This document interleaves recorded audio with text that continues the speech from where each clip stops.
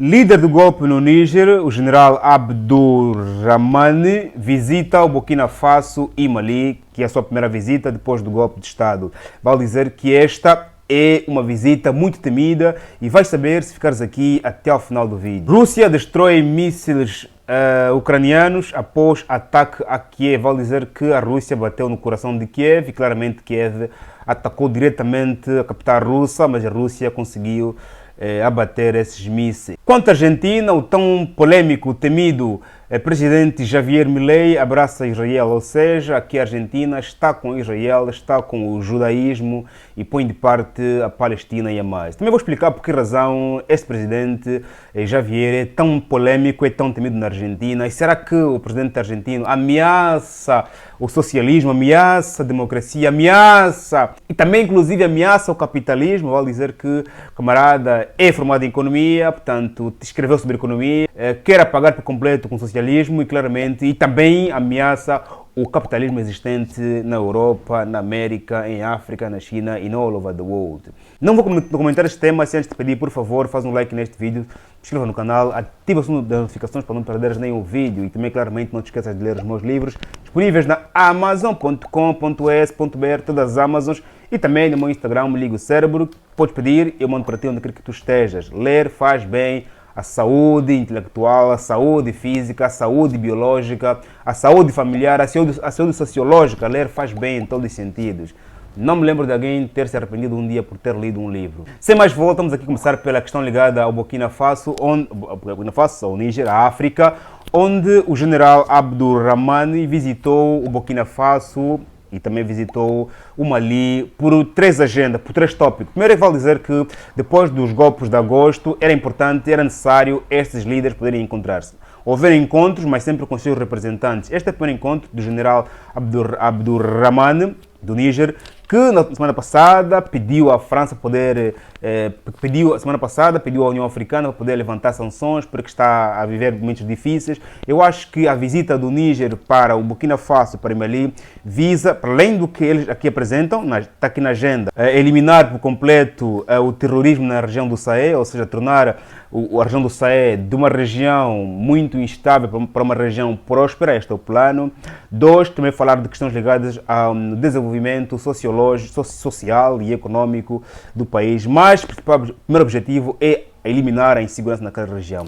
Vale dizer que o Níger está agora a enfrentar crise econômica em função das barreiras que a União Africana cede ao Xilocó. Eu acho que o presidente e general Abdurrahmane, ao viajar para o Mali, a viajar para o Burkina Faso, está se calhar a negociar uma possível via para poder escoar o urânio do Níger e também, claramente, buscar energia do Burkina Faso que já agora começou a construção, usina nuclear que está agora a ser financiada pela Rússia. Por que este encontro é muito temido? Porque uma coisa é nós conversarmos à distância e sermos ouvidos, interceptados por nossos inimigos, vários. Outra coisa é nos encontrarmos, ok? Nos encontrarmos quando conversamos de assuntos que não poderão chegar aos ouvidos dos nossos inimigos, ok? Primeira ameaça para essa perspectiva. Segundo, ameaça também porque, claramente, se nós estamos a viajar entre nós, nos visitar, porque já existe um corredor livre entre as duas nações. Pode ser o começo da materialização do projeto ligado à União, aos Estados Unidos da África, projeto este que, se depender desses líderes, poderá tornar a África independente e autossustentável. Ou seja, a autossustentabilidade, a independência da África ameaça muito dos parceiros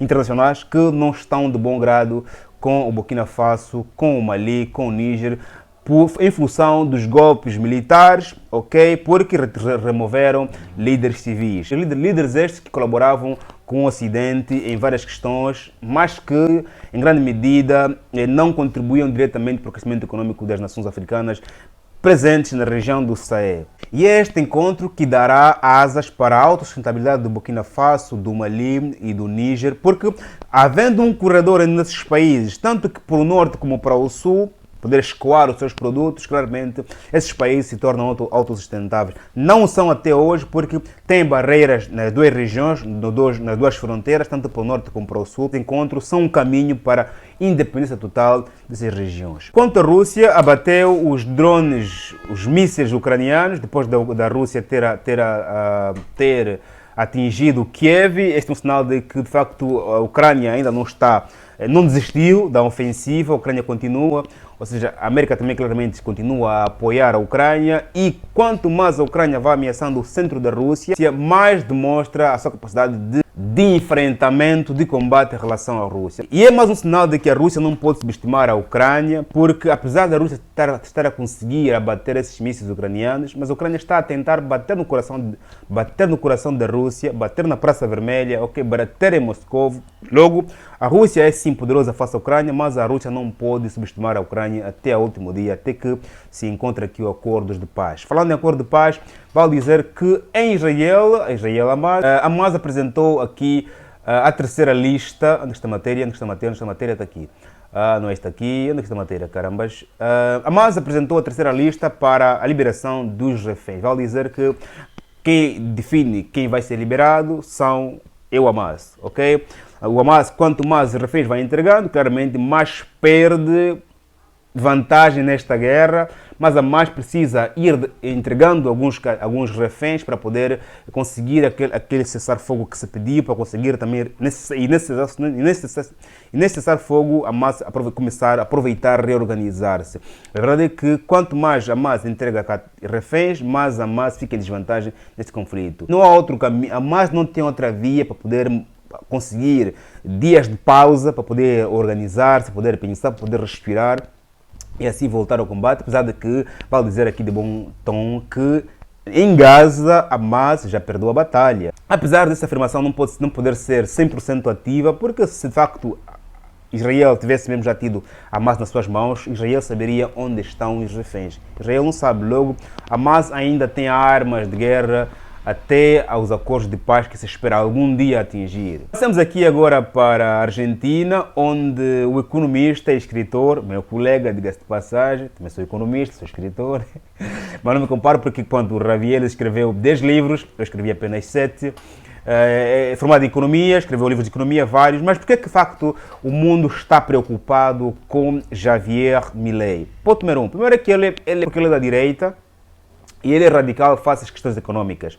Por causa ele escreveu um livro sobre inflação, combate à inflação, fim da inflação, mas ele é radical e capitalista, ok? Ou seja, ele quer eliminar por completo o capitalismo, porque o capitalismo, apesar de ser a economia, não é, a funcionar com base na mão invisível, como escreveu Adam Smith, ele diz que é possível a economia funcionar com total desaparecimento do Estado. Adam Smith defendia a ideia de que o Estado deve regularizar a economia, ok? Mas aqui Milei diz que podemos sim tornar a economia completamente livre das mãos do Estado e a funcionar somente com a economia por si própria, ok? Aqui já é eliminar o Estado da economia e deixar a economia funcionar por si própria. É um perigo porque chega uma altura em que alguém tem que estabelecer regras, ok? E esse alguém tem que ser o Estado, ponto.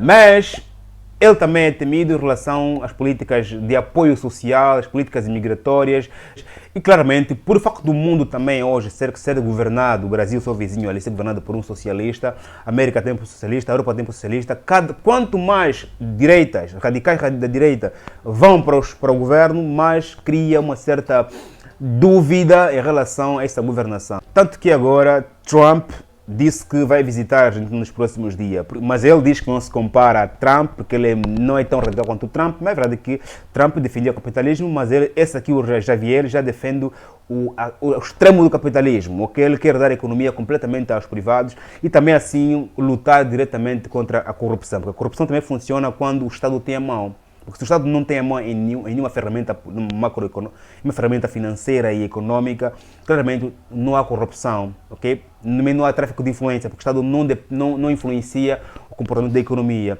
Se calhar este aqui é um grande passo de Javier. Os países africanos onde tem muitos índices de corrupção e que é difícil combater, esta medida de tirar o Estado esta medida de retirar o Estado por completo da economia e deixar a economia funcionar pelos privados, eu acho que é uma ferramenta ótima naqueles países onde o índice de corrupção está muito elevado, para podermos tirar do Estado toda a autoridade sobre a economia. Eu acho que sim, a Argentina pode funcionar nesta política, apesar de ser muito difícil quando a economia precisar de um regulador, esse regulador terá de ser o Estado. Eu acho que vai ser difícil, mas não é impossível, E é possível que os países onde, por exemplo, o índice de corrupção são muito elevados, essa ferramenta é bem-vinda, porque elimina todas as pessoas do Estado na economia, o que é muito bom. Com exceção, claramente, do Banco Central. Claramente tem de continuar a ditar as políticas monetárias em relação às taxas de juros, volume de moeda no mercado, retirar e incluir. Claramente, o Banco Central será a única entidade pública na economia